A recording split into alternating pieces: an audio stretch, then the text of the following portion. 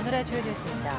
중국 원난성 산간마을에서 발생한 산사태로 주민 수십 명이 매몰돼 밤샘 구조 작업이 펼쳐졌습니다. 현장에서는 실종자를 구하기 위한 필살 수색 작업이 진행 중이지만 영하의 추위로 작업에 큰 어려움을 겪고 있습니다. 강력한 겨울 폭풍 이샤가 영국과 아일랜드를 강타하면서 정전 사태가 잇따르는 등 피해가 커지고 있습니다. 최대 시속 144km에 달하는 강풍에 여객기가 착륙하지 못해 승객들이 불안에 떨었고 더블린 공항의 항공기인 110여 편이 무더기로 결항했습니다. 계획부터 달 착륙 성공까지 무려 20년이 걸렸던 일본 무인 탐사선 슬림이 임무 수행 2시간 반 만에 작동을 멈추었습니다. 태양 전지 패널이 빛을 잘 받지 못해서 스스로 전원을 끈 것으로 추정되는데 슬림이 다시 작동할 수 있을지는 미지수입니다. 수업 시간 교재나 소품으로 디지털 기기를 많이 쓸수록 학생들의 수학 성적이 떨어진다는 국제 비교 연구 분석이 나왔습니다. OECD 산하기관의 분석 결과인데 하루 학습 활동에서 디지털 기기 활용 시간이 1시간 늘어날 때 학생들의 수학 청취도 점수는 평균 2점, 특히 한국 학생들은 3점이 하락하는 것으로 나타났습니다.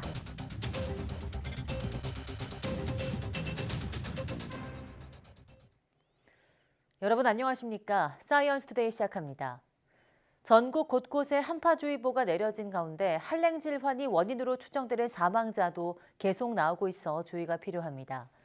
질병관리청 한랭 질환 응급실 감시체계 현황을 보면 지난달 1일부터 이달 21일까지 전국에서 발생한 한랭 질환자는 237명이고 추정 사망자는 7명입니다. 특히 야외뿐 아니라 실내에서 발생한 경우도 67명으로 전체 28%를 차지했는데 대부분 집이나 건물에서 발생한 것으로 나타났습니다.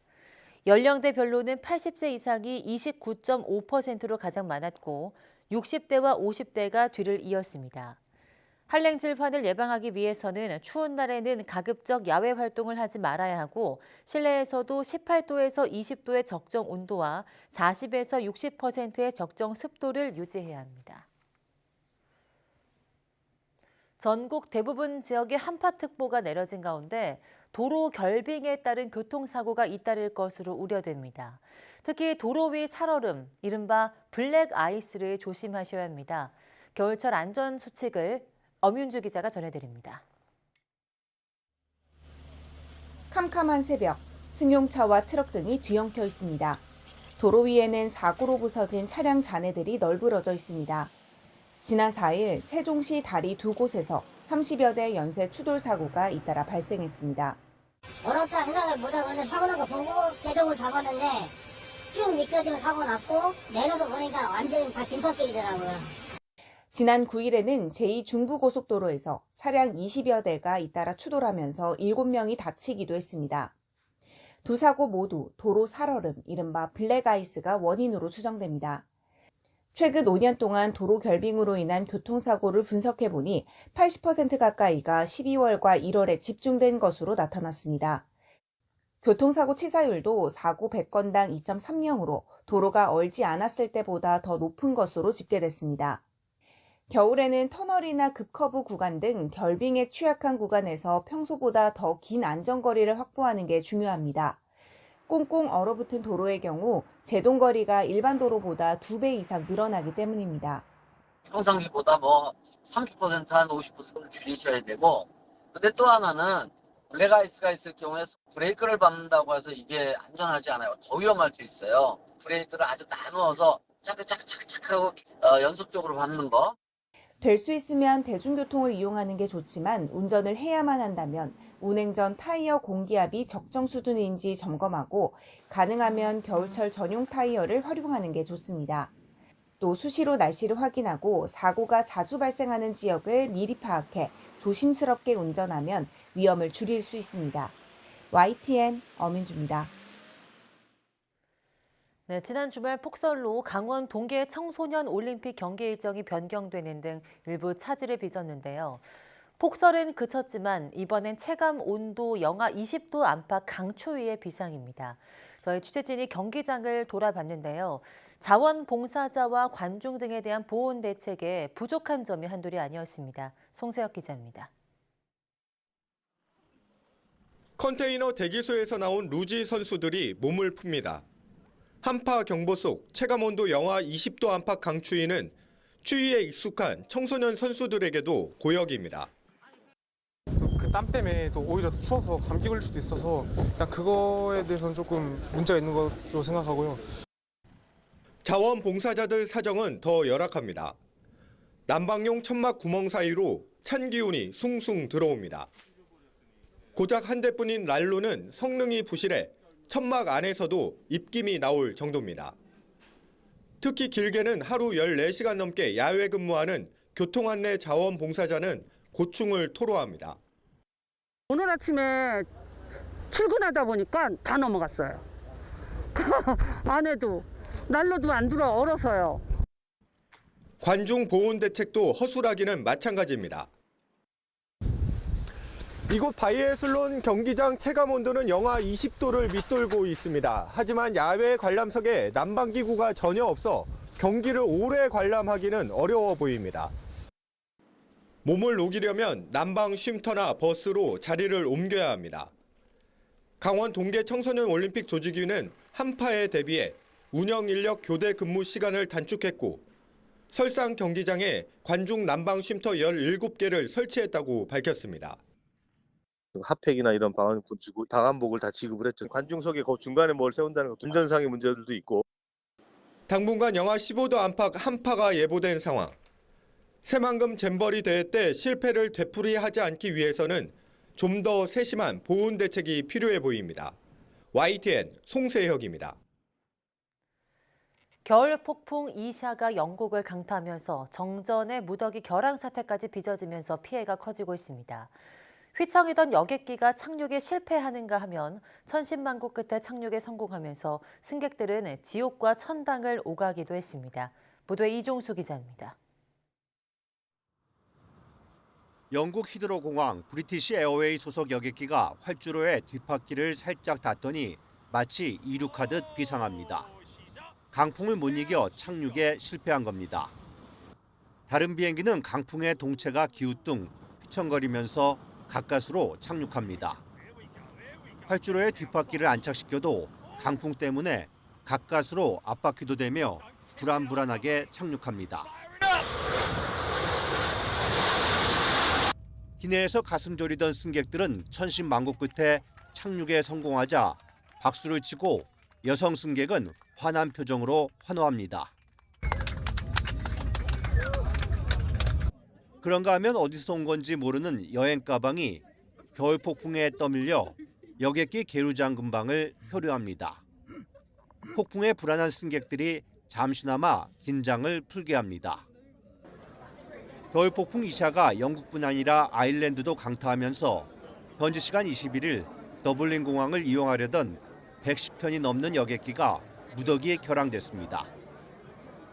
예년에 비해 위력이 강해져 풍속 최대 시속 144km에 달하는 겨울 폭풍인 이샤가 덮쳐 잉글랜드와 웨일스에서 7천여 가구가 정전됐고 아일랜드에서는 주택과 농장 회사 등 17만여 곳이 전기 없이 전역을 보내는 등 피해가 늘어나고 있습니다. YTN 이종수입니다. 중국 윈난성 산간 마을에서 발생한 산사태로 주민 수십 명이 매몰돼 밤샘 구조 작업이 펼쳐졌습니다. 북극 한파의 남하로 중국 남부까지 영하권 추위가 닥치면서 사망자가 늘고 있습니다. 베이징 강정규 특파원이 보도합니다. 하얗게 눈이 쌓인 산자락 한가운데가 새까맣게 파였습니다. 가까이에서 보니 산에서 쏟아져 내린 돌덩이와 산산조각난 집 벽돌이 어지럽게 뒤엉켜 있습니다.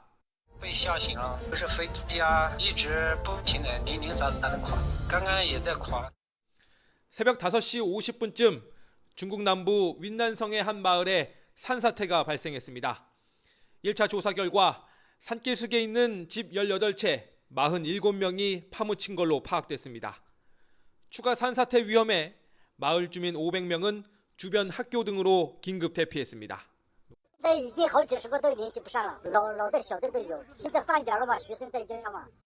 사고 현장엔 구조대 300명이 급파돼 실종자들을 수색 중입니다. 북극 한파의 남하에 따른 영하의 추위와 눈까지 겹쳐 구조에 어려움을 겪고 있습니다. 골든타임은 더 짧아져 실종자가 희생자로 바뀌는 사례는 시간이 갈수록 늘어날 걸로 보입니다. 这个区域搜索到了一名被困人员，下着雪，气温比较低，那么我们这个人员的保温、保暖和失温的风险比较大。 일부 마을 주민은 며칠 전 근처 탄광 주변에서 집안 균열을 목격했다며 영상을 올리기도 했습니다. 次山区的话有那个1公分，然后第二次、第三次山区的话就有50公分，有1米宽的都有。 다만 이번 산사태와 직접 연관성은 아직 밝혀진 게 없습니다. 베이징에서 YTN 강정규입니다. 23일 새벽 중국 위구르 자치구에서 규모 7.1의 강진이 발생해 3명이 다친 것으로 잠정 집계됐으며 사망자는 아직 보고되지 않았다고 북경일보 등 현지 매체가 보도했습니다. 중국 지진대망에 따르면 오전 2시 9분 신장 위구르 자치구 북서부 아커수 지구 우스현에서 규모 7.1의 지진이 발생한 뒤 규모 5.0에서 5.5의 여진이 4차례 이어졌습니다. 진앙은 북위 41.26도, 동경 78.63도, 진원 깊이는 22km입니다.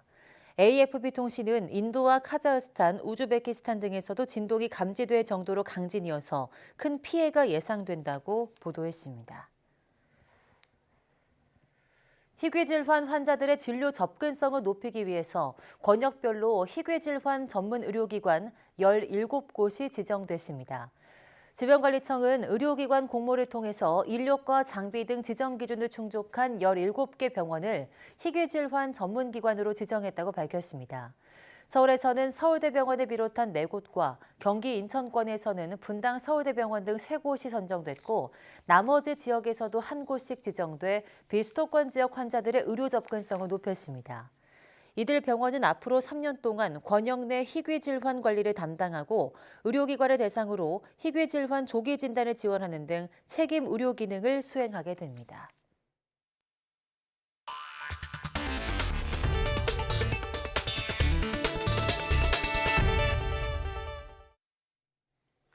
계획부터 달 착륙 성공까지 20년 가까이 걸린 일본 무인 탐사선이 2시간 반 정도밖에 임무를 수행하지 못한 것으로 파악됐습니다. 태양전지 부분에 문제가 생긴 건데 다시 작동할 수 있을지는 알 수 없다고 합니다. 황보연 기자입니다. 지난 20일 일본 탐사선 슬림이 달 표면에 무사히 착륙하면서 일본은 달 착륙에 성공한 5번째 나라가 됐습니다. 午前0時20分に小型月着陸実証機スリムが月面へ着陸したことを確認いたしました。 하지만 성공의 기쁨도 잠시 곧바로 문제가 드러났습니다. 몸체에 장착된 태양전지 패널에 이상이 생긴 겁니다. 이 때문에 탐사를 주도한 일본 우주항공 연구개발기구 작사 스스로 박한 점수를 매겼습니다. ギリギリ合格の60点というふうにさせていただきたいと思います。 0시 20분 착륙 이후 어쩔 수 없이 배터리로 버티던 슬림은 결국 새벽 3시쯤 작동을 멈췄습니다. 향후 복구 가능성에 대비해 배터리 잔량이 10% 남은 상태에서 작사가 전원을 꺼버린 겁니다.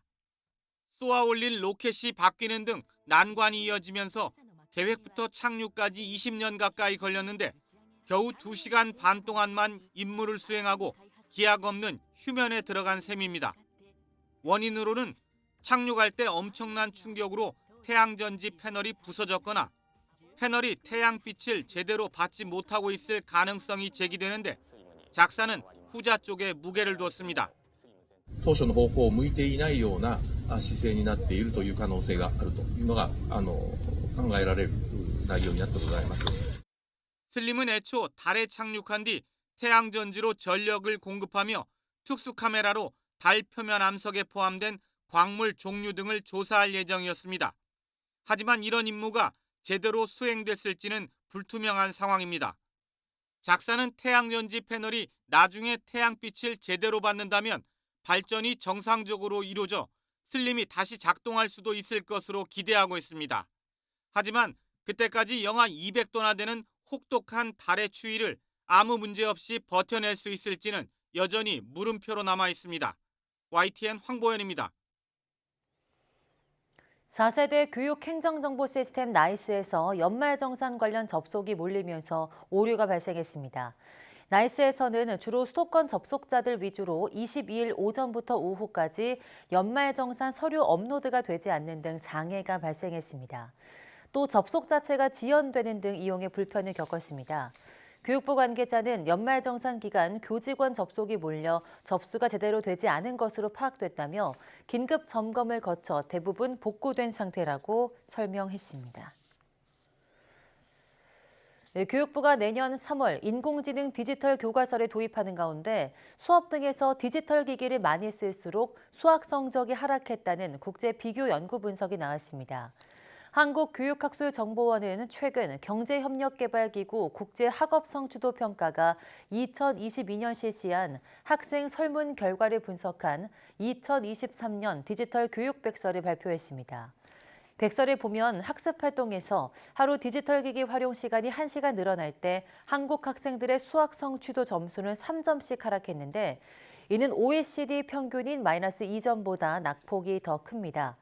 관련 설문에서 우리나라 학생들은 학습활동으로 하루 2.2시간 디지털 자원을 사용한다고 답해서 OECD 평균보다 12분 더 오래 사용하는 것으로 파악됐습니다.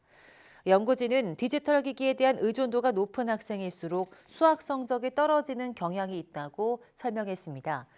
이번 설문조사에는 OECD 회원국 37개국과 비회원국 44개국 등 총 81개국의 69만 명이 참여했고 한국은 지난해 5, 6월 중학교 3학년이 13개교, 고등학교 1학년 168개교 등에서 6,931명이 참여했습니다. 색이 있는 페트병과 분리해 배출되지 않은 투명 페트병도 식품 용기로 재활용할 수 있게 됩니다. 환경부는 다른 플라스틱과 함께 배출된 투명 페트병도 식품 용기로 재활용할 수 있도록 한 식품용기 재생원료 기준 개정안을 행정 예고한다고 밝혔습니다.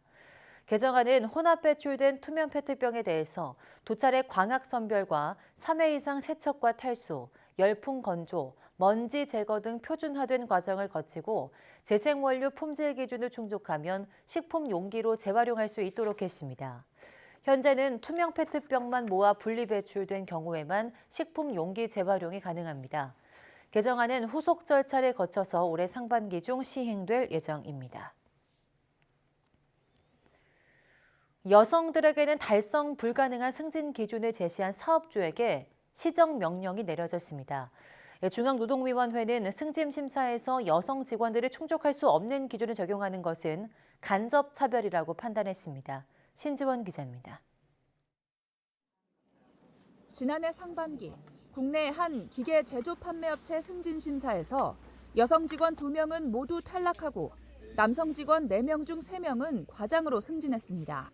승진에 탈락한 여직원 2명은 3년간 인사평가 평균이 영업관리직 남성 직원보다 같거나 더 높았고 근무 기간도 길었습니다. 사업주는 탈락한 여직원 2명의 입사 경로나 업무 확장성의 차이를 볼 때 관리자 역량이 부족했다고 설명했지만 실상은 달랐습니다. 승진 탈락한 여직원 중 1명과 비슷한 시기 동일하게 고졸 채용으로 입사한 남성 직원들은 이미 과장급으로 승진한 상태였습니다. 중앙노동위원회는 회사 승진 심사 과정에 간접 차별이 있었다며 사업주에게 승진 심사를 다시 하라는 시정 명령을 내렸습니다. 이 회사에서 직접적인 영업 활동을 하는 영업관리직은 모두 남성이고 그렇지 않은 영업지원직은 모두 여성 직원인데 영업직만 채울 수 있는 매출 점유율이나 채권 점유율을 승진 기준으로 평가한 겁니다. 다시 말해서 영업지원직에 속한 여성들로서는 달성할 수 없는 승진 기준을 설정해 놓은 겁니다. 이 회사의 직원 전체 성비를 봐도 남성 88.1%, 여성 11.9%로 큰 차이가 있는데 과장급 이상은 남성 96.7%, 여성은 3.2%대로 더욱 격차가 컸습니다. 중앙노동위원회는 겉으로는 남녀 동일하게 처우하는 것처럼 보이지만 실제로는 여성이 승진 심사 기준을 충족하기 어려운 보이지 않는 차별을 지적했습니다. 겉으로 보기에는 성별에 관련 없이 중립적 기준으로 보이지만 실제 이 회사에서 일해왔던 그런 영업 지원직 부분을 담당하던 여성들이 그런 점수가 실제로 나오지 않는 그런 상황이었고 이번 판정은 남녀 고용평등법이 시행된 이후 내려진 두 번째 시행명령으로 사업주가 따르지 않으면 1억 원 이하 과태료를 부과할 수 있습니다. YTN 신지원입니다.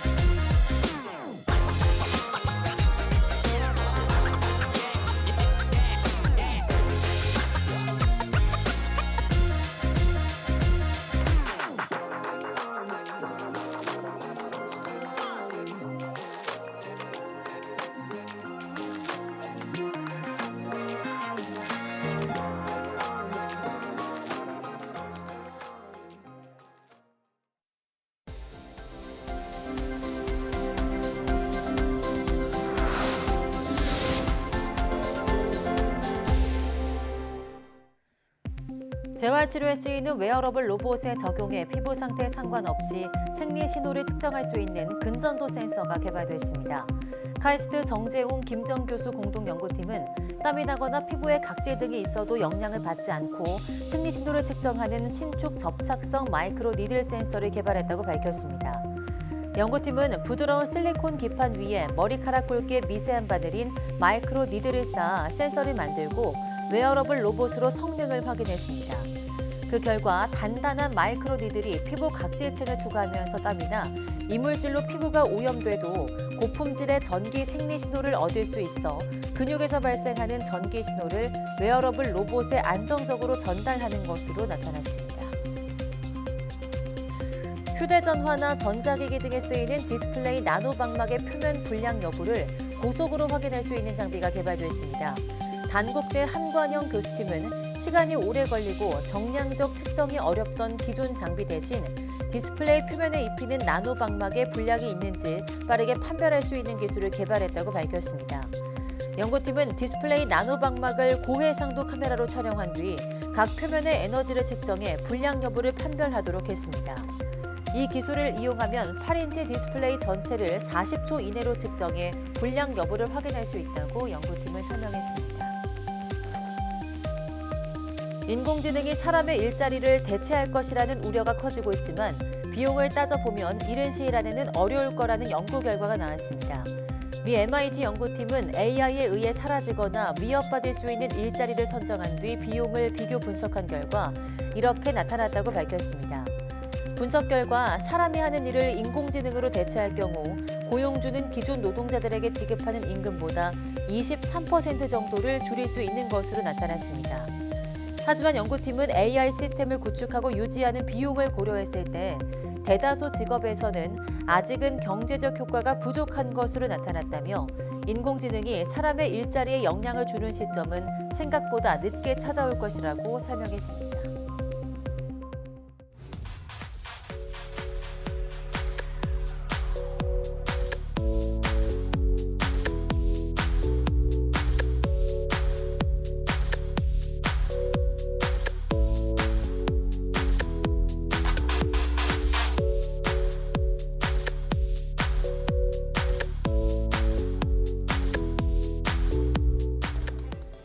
강한 한기가 전국을 뒤덮고 제주를 중심으로 많은 눈이 내리면서 항공편이 무더기로 결항했습니다. 제주 지역 눈은 24일 오전까지 이어질 것으로 보여서 앞으로도 항공편 운항에 차질이 우려되는데요. 공항으로 떠나는 분들은 미리 확인하시고 출발하시는 것이 좋겠습니다. 뉴스 마치겠습니다. 시청해주신 여러분 고맙습니다.